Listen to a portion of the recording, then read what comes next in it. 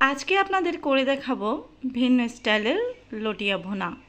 আশা করি রেসিপিটা আপনাদের অনেক ভালো লাগবে। এর জন্য আমি আধা কেজি পরিমাণ লটিয়া মাছ নিয়ে নিয়েছি। লটিয়া মাছগুলো বেশ বড় সাইজের ছিল, তো আমি একটু ছোট সাইজ করে কেটে নিয়েছি। আর এগুলো কিন্তু হলুদ এবং লবণ দিয়ে আমি খুব ভালো করে পরিষ্কার করে নিয়েছিলাম।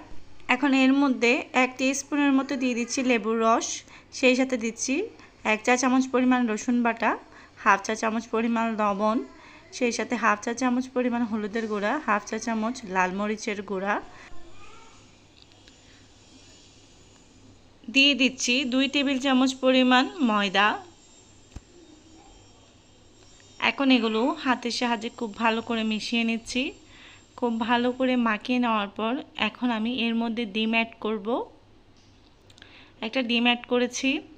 এগুলো খুব ভালো করে মাখিয়ে নিতে হবে। আবারও চেষ্টা করবেন ডিমটা দেওয়ার জন্য। ডিমটা দিলে এটা খুব ভালোভাবে অবজার্ভ করে, তো চেষ্টা করবেন এটা দেওয়ার জন্য।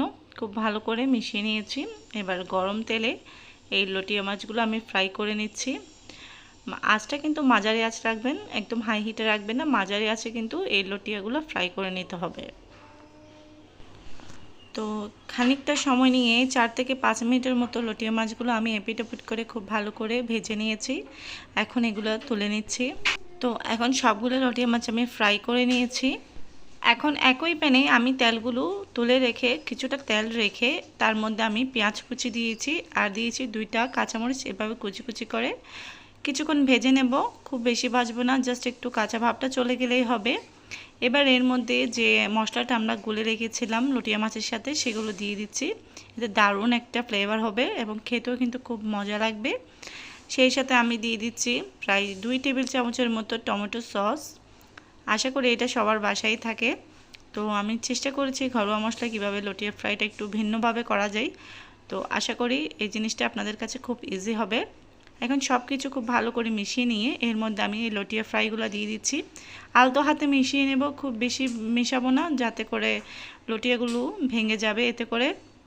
তাই আলতো হাতে মিশিয়ে নিয়েছি এবং প্যানটা হাতের সাহায্যে এভাবে নেড়ে আমি মিশিয়ে দিয়েছি। চামচটা খুব একটা ব্যবহার করিনি। তো সবশেষে এখানে আমি ধনেপাতা ছিটিয়ে দিচ্ছি। তো আমার রান্নাটা অলমোস্ট ডান। আশা করছি রেসিপিটা আপনাদের খুব ভালো লেগেছে। রেসিপিটা ভালো লাগলে লাইক শেয়ার অ্যান্ড কমেন্ট করতে ভুলবেন না। সবাই অনেক বেশি ভালো থাকবেন। আল্লাহ হাফেজ।